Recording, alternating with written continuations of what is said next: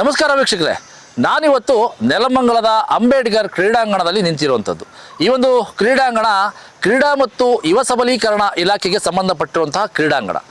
ಈ ಕ್ರೀಡಾಂಗಣದಲ್ಲಿ ಸುಮಾರು ವರ್ಷಗಳಿಂದ ನಾವು ಹೇಳ್ತಾನೆ ಬಂದಿದ್ದೀವಿ, ಯಾವುದೇ ರೀತಿಯಾದಂತಹ ಅಭಿವೃದ್ಧಿ ಕೆಲಸಗಳು ಕ್ರೀಡಾಂಗಣದ ವಿಚಾರದಲ್ಲಿ ಆಗ್ತಾ ಇಲ್ಲ. ಇದು ಸಹ ಒಂದು ಪೋಲಿ ಪುಂಡರ ತಾಣವಾಗಿರುವಂಥದ್ದು. ಶನಿವಾರ ಭಾನುವಾರ ಬಂದರೆ ಕೇರಳದ ಯುವಕ ಯುವಕಿಯರ ಲವ್ ಸ್ಪಾಟ್ ಆಗಿರುವಂಥದ್ದು, ಪ್ರೀತಿ ಪ್ರೇಮಕ್ಕೆ ಒಂದು ತಾಣವಾಗಿರುವಂತಹ ಈ ಒಂದು ಅಂಬೇಡ್ಕರ್ ಕ್ರೀಡಾಂಗಣ. ಈ ವಿಚಾರದಲ್ಲೂ ಸಹ ಸಾಕಷ್ಟು ಸುದ್ದಿಗಳನ್ನು ಬಿತ್ತಾರ ಮಾಡಿದ್ವಿ.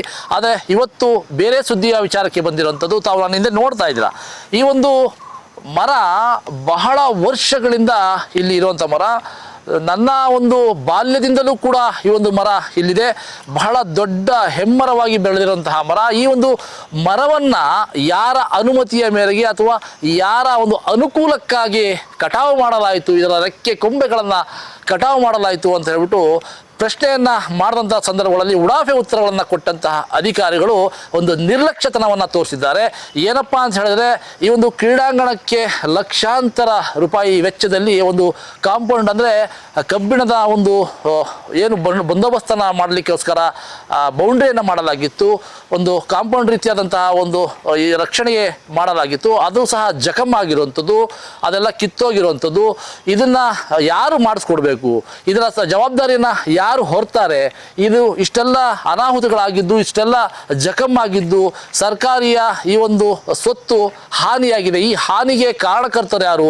ಈ ಒಂದು ಇಲಾಖೆಯ ಈ ವಸ್ತುಗಳ ಒಂದು ಬೇಜವಾಬ್ದಾರಿತನಕ್ಕೆ ಯಾರು ಹೊಣೆಗಾರಿಕೆಯನ್ನು ಹೊರ್ತಾರೆ? ಅರಣ್ಯ ಇಲಾಖೆ ಇದರ ಜವಾಬ್ದಾರಿಯನ್ನು ಹೊರುತ್ತಾ, ಅಥವಾ ಈ ಒಂದು ಮರವನ್ನು ಕಟಾವು ಮಾಡಲಿಕ್ಕೆ ಮುಂದೆ ಬಂದಂತಹ ಆ ವ್ಯಕ್ತಿಗಳು ಇದಕ್ಕೆ ಜವಾಬ್ದಾರಿ ಆಗ್ತಾರಾ ಅನ್ನೋದು ಬಹಳ ದೊಡ್ಡ ಪ್ರಶ್ನೆಯಾಗಿ ಕಾಡ್ತಿರುವಂಥದ್ದು.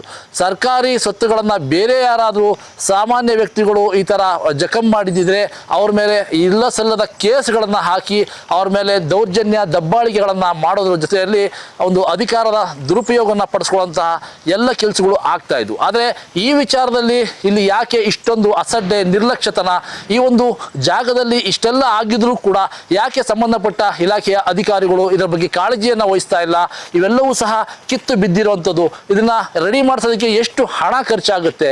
ಆ ರಾಜಕೀಯ ವ್ಯಕ್ತಿಗಳು ತಮ್ಮ ರಾಜಕೀಯ ಕೆಲಸಗಳಿಗೂ ಕೂಡ ಇಂತಹ ಕೆಲಸಗಳನ್ನು ಮಾಡ್ತಾ ಇದ್ದಾರೆ. ಇದನ್ನ ಕಟ್ ಮಾಡಿಸುವಂಥದ್ದು, ಅಲ್ಲಿಂದ ಜನಸಾಗರ ಹೋಗೋದಕ್ಕೆ ಬರೋದಕ್ಕೆ ವ್ಯವಸ್ಥೆ ಕಲ್ಪಿಸ್ಕೊಡುವಂಥದ್ದು, ಇವೆಲ್ಲವನ್ನ ಮಾಡ್ತಾ ಇದ್ದಾರೆ.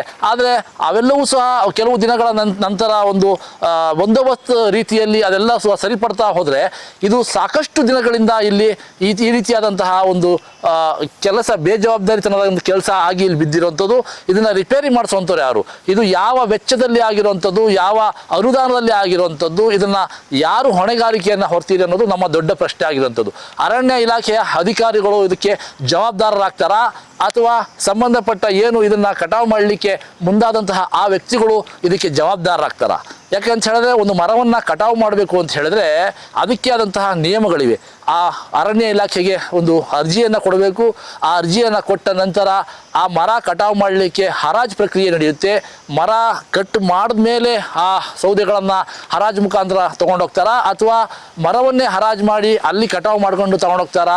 ಈ ರೀತಿಯಾದ ಹಲವು ವಿವಿಧ ರೀತಿಯಾದಂತಹ ಒಂದು ನಿಬಂಧನೆಗಳಿರ್ತವೆ ಅರಣ್ಯ ಇಲಾಖೆಯಲ್ಲಿ. ಆದರೆ ಇದನ್ನೆಲ್ಲ ಗಾಳಿಗೆ ತೂರಿ ಯಾವುದೇ ಅನುಮತಿಗಳಿಲ್ಲದೆ, ಯಾವುದೇ ಹರಾಜು ಪ್ರಕ್ರಿಯೆ ಇಲ್ಲದೆ ಮರವನ್ನು ಕಟಾವು ಮಾಡಿದ್ದಾರಾ ಅನ್ನುವಂಥ ಸಾಕಷ್ಟು ವಿಚಾರಗಳು ಇಲ್ಲಿ ಅನುಮಾನಕ್ಕೆ ದಾರಿ ಮಾಡಿಕೊಡ್ತಾ ಇದೆ. ಹಾಗಾಗಿ ಸಂಬಂಧಪಟ್ಟ ಕ್ರೀಡಾ ಮತ್ತು ಯುವ ಸಬಲೀಕರಣ ಇಲಾಖೆಯ ಅಧಿಕಾರಿಗಳು ಗಮನಿಸಬೇಕು, ಎಚ್ಚೆತ್ತುಕೊಳ್ಬೇಕು. ನಿಮ್ಮ ಇಲಾಖೆಗೆ ಆಗಿರುವಂತಹ ನಷ್ಟವನ್ನು ರಿಕವರಿ ಮಾಡುವಂತಹ ಕೆಲಸಕ್ಕೆ ಮುಂದಾಗಿ ಈ ಒಂದು ಕೆಲಸವನ್ನು ಸಂಪೂರ್ಣವಾಗಿ ಅಚ್ಚುಕಟ್ಟಾಗಿ ಮಾಡಬೇಕು ಅಂತ ತಮ್ಮಲ್ಲಿ ಮನವಿಯನ್ನು ಮಾಡ್ಕೊತಾ ಇದ್ದೀನಿ. ಎದೆಗಾರಿಕೆ ಸುದ್ದಿವಾಹಿನಿಗಾಗಿ ವಸೀಂ, ನೆಲಮಂಗಲ.